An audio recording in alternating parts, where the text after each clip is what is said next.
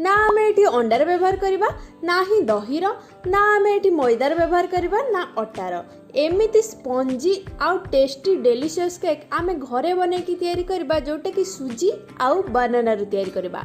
एकदम सरल प्रोसेस रे एकदम इजीली आपण बस आधा घंटा 45 मिनिट रे एमती केक बनैकी रेडी कर नेबे।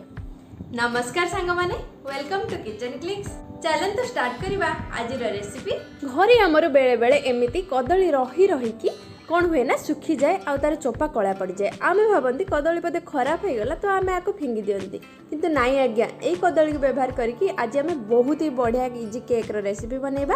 एक्चुअली एमती अधिक पाची जाइथिबा कदली ना अधिक मीठा लगी था जहाँद्वारा कि आम ये चीनी भी यूज कम करवा। से आम कौन करवा ना प्रथम गोटे ग्राइंडिंग जार रे आम सब कदली गुड़ा को एमती चोपा छड़ेकी से नहीं जिबा।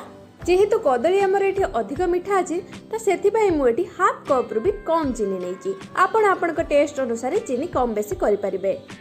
एबे कौन करवा ना एक जस्ट अल्प ग्राइंडिंग करनबा। आपण माने केउठु मोर ये वीडियो देखुचंती प्लीज मते कमेंट रे जणांतु आउ हां चैनल को सब्सक्राइब करिया को जमा भी भूलिबेनी। एबे कौन करवा ना मोटी गोटे कप रु सुजी नेची आपण सुजी एथरे यूज करिवे बहुत ही बढ़िया बनिबा और सुजी भी टिके हेल्दी थाए। तापर मुझे 1/4 कप यूज करची सनफ्लावर ऑयल आ गोटे कप रु टिके कम मुझे क्षीर यूज करची। सब इंग्रेडिएंट गुड़ा को आम एमती ग्राइंडिंग करके गोटे बाउल बाहर करनबा आ ताको 15 रु 30 मिनिट जाए घोड़े के रेस्ट पाई छाड़ीदबा। एठी मु गोटे करेई नहीं बेकिंग करिया पाई आपण चाहिए प्रेशर कुकर मध्य नहीं पारे बस तार सीटी आउ तार रबर को बाहर करने। बेकिंग करने मुझे लुणर व्यवहार कर लुण को आप बारंबार बेकिंग प्रोसेस रे यूज करेंगे। नुआ लुण नबार भी कौन दरकार पड़ोनी। एबे आम या घोड़े प्री हिट हाँपाई छाड़ीदबा। बैटर को रखिबार एबे 20 रु 30 मिनिट हो गलानी। देखंतु सुजी भी एटी टिके भलसे फुली जाइछि आ मॉइस्चर भी सब बढ़िया से टाणी नेछि। एटी मु यूज करछि भानिलार एसेंस। एटा ऑप्शनल अछि, जदि आपन पाखरे अछि तो यूज करंतु, नहले भी बहुत ही टेस्ट लागिबो। तापर हम एथिरे दे देबा गोटे टीस्पून बेकिंग पाउडर आ हाफ टीस्पून बेकिंग सोडा आ ताको गोटे डायरेक्शन ले टिके बढ़िया से गोळै नबा जेमेति कोनोसी लम्स न रहइबो। एथिरे बेकिंग पाउडर आ बेकिंग सोडा पकई सारा पर एक अधिका समय रेस्ट रखिबेनी, कहीं ना एक अधिका समय रखिले केक जमा भी भलसे फुलबनी आ खराब हो। देखो आम भलसे गोले सारा पर एमती मु केक रो मोल्ड नहीं जाइए। आपण पाखे एमती बेकिंग ट्रे अच्छी जदि नहीं पारे नहले आपण छोट गिना हो जोटा कि सिल्वर रे से बेसी भल हम। स्टील नेबेनी, स्टील टिके जल्दी पड़ जाए। देखंतु एबे सबुआडे आमे घीर ग्रीस करदबा कि आपण चाहिए ऑयल मध्य ग्रीस करें। एटी मु बटर पेपर यूज करछि। जदि आपण पाखरे बटर पेपर नाही ना तो आपण प्लेन पेपर नेबे जोथरो कोनोसी लेखा नथिबो तो सेथिरे तार आग आ पछपटे पूरा बढ़िया से ऑयल ग्रीस करदेबे जोटा कि बटर पेपर ही काम करिवो। बटर पेपर लगे सारा पर ना आमे आउ थरे पुणी ता ऊपर घी ग्रीस करनबा आ साइड रे मध्य बढ़िया भाबरे आमे घी लगे नबा। एमती कले ना केक जमा भी चिपकिबनी, बढ़िया भाबरे डिमोल्ड हो जिवो आ हमको जमा भी असुविधा हबनी। एमती भाबरे बढ़िया भाबरे घी ग्रीस कर सारा पर आमे गोली के रखि बैटर को एथिरे दे दबा। बैटर दे सारा पर हल्का टिके टैप टैप करनेबे जहाँद्वारा कि बैटर रे जहाँ भी बबल्स थिबो ना सब गुड़ाक बाहर जीवो आ केक रे आमर जमा भी असुविधा हबनी। बढ़िया भाबरे केक बनिके आमर रेडी हो जिवो।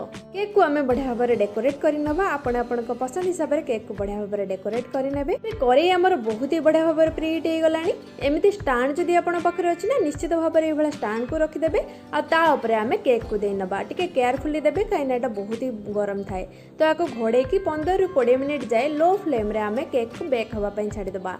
मझिरे मझिरे टिके चेक मध्य करूथिबे कि हमर भलसे बेक हैला कि नै सेटा जानिबा पई आमे एमिति टूथपिक को तार मझिरे जस्ट हल्का के इंसर्ट करके देखबे। जदि टूथपिक रे एटा न लागुथबो आ बढ़िया भाबरे क्लीन बाहर जाउथबो ता माने हमर केक बढ़िया से बेक हो जाइछि।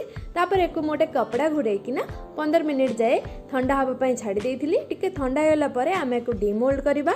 देखो केते बढ़िया भाबरे हमर केक एठी डिमोल्ड ही होला आ केते बढ़िया गोल्डन कलर आसी जाइछि ना। तो हमर केक पूरा परफेक्टली बनिछि। एबे मैं को फ्लिप करके आपण मानको को देखाउछि। देखंतु बढ़िया भाबरे हमर केक बनिछि आ एटा बहुत ही टेस्टी हितला, बहुत ही फ्लॉपी आ बहुत ही यमी लागुतला। स्पंजी हेल्दी केक घरे निश्चित बनातु आ पिला मानकु खाइबा को दियंतु।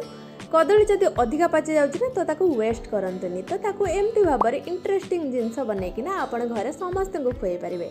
एमती हेल्दी टेस्टी यमी रेसिपी पाई ना आपण किचन क्लिक्स को सब्सक्राइब करंतु आ आपण मानक सांग मानक सहित परिवार लोकन सहित शेयर करिया को जमा भी भूलिबेनी।